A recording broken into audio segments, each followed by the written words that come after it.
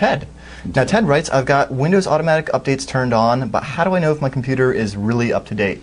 First thing you can do is publicly post your IP address, and I'm sure somebody will let you know. Give us your IP address, we'll put it in the next show, and I'm sure the viewers will take care of your computer real quick. But if you don't like that idea, then why don't you go ahead and check this out.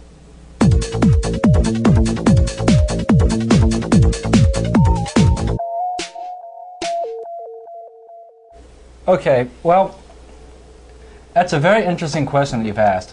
In fact, I think it's a question that pretty much the entire security community is still wondering. And nobody's really come up with an answer as far as how to secure a Windows machine. No, they don't make it easy. No, people love to give Windows hell. But, I mean, there's some basic security practices you can follow. You know, a lot of times it's not necessarily the operating system you're on, it's the services you're running and the programs that you're running. I mean, Linux can be just as insecure as Windows.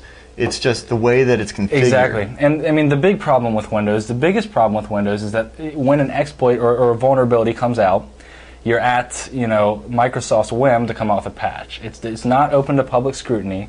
You don't have anybody in the world who can come up with a fix, submitting a fix. You have Microsoft coming up with their fix that's going to be on the second Tuesday of the month. So, you know, in the case of the WMF exploit, I think they released it a little bit early because of the severity of the attack. But nevertheless, you're still dependent upon them, and I think that's the problem. That's the thing that really turns off a lot of security consultants and you know, people that are in the know as far as digital security, because you've got no access to, you know, customize the operating system. Now, you know, you've already done the first step, and that is to make sure that you've got automatic updates enabled. But there's another thing that you can do to make sure. You know I'm laughing, right? Why you're laughing? Because you totally saved me there. Well, yeah. Hang on. The director's telling us to keep going. Okay. The control room guys are like, "You're doing fine. Keep going." There's actually an application that Microsoft released that will allow you to scan your system, and not just your system, but any other system on the network that you have administrative rights to, and it will check. It's called the Microsoft Baseline Security Analyzer, and it'll check not only if you've got all the Windows updates and Office updates, but if you've, you know, followed best practices, not just with Windows, but also it scans SQL Server 2000, IIS. There's even one specifically for Microsoft Exchange 2003. Okay. So here we've got Microsoft Baseline Security Analyzer opened, and if you go through here and set it to scan, right now I've scanned my local system, it will tell me that you know, my Windows updates are up to date, my Office updates are up to date. Oh look, I've got a guest account open, and that's why I got this little red X here, and this lets me know that that failed, it's a critical vulnerability, and I can click here to see what was scanned. It'll pop up a little thing saying, hey, you noob, you know, you've got your guest account opened, and I can click over here, how to correct this, and it'll actually walk you through the steps involved in fixing this action, so you're not, you know, open to vulnerabilities.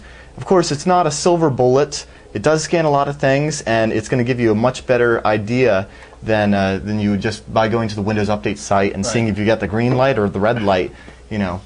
Another thing you might want to do is there's a couple of websites that have that you know, publish known vulnerabilities. For example, Security Focus, Exploit Tree, all the, you know, Milworm, all of those.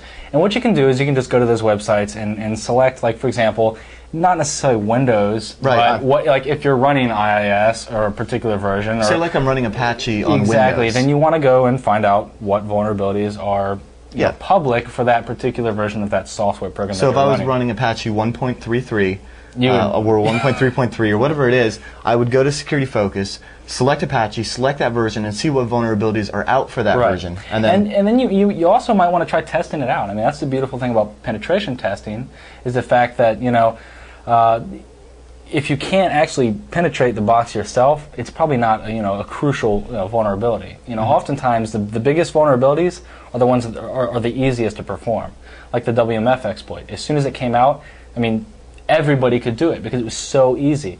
So that's why I don't really like answering this kind of question, because no, it's really gray. There's no way to secure a computer, because at any point you never know when a new vulnerability will come out, or which ones are out that are not public. Right, but this program is a great way to check this. What you can do is, rather than saying how do you secure your computer, you say, how do I make it secure enough, or the the best that I can do? Right, You know what I because mean? a lock is only there to deter an honest person. Well, yeah, I mean, I mean, everybody in the security world. I mean, I think this was made famous by Bruce Schneier when he said basically, you can have the best lock on your door, and a thief is just going to break the window.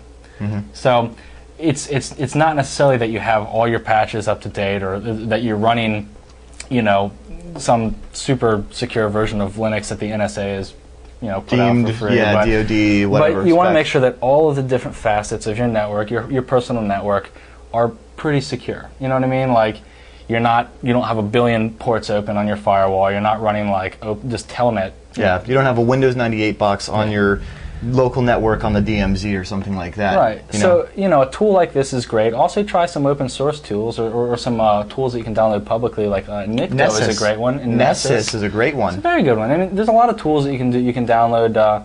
Maybe we'll put a few in the show Yeah, notes. they'll be at the bottom of the screen when we mention them. Okay.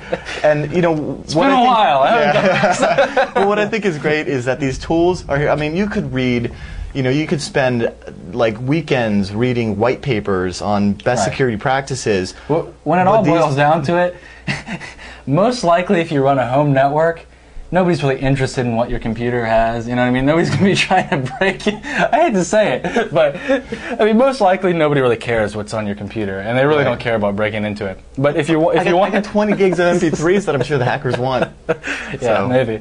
Yeah. All that J-pop, right? And yeah, and Edit. yes, and I guess the last thing you can do to make sure that your computer is secure is go ahead and publish your public IP address on forums, or I'm sorry, Right. hack5.org/forums, and I'm sure You'll the find out very community- quickly. the community will let you know real quick if you're good. So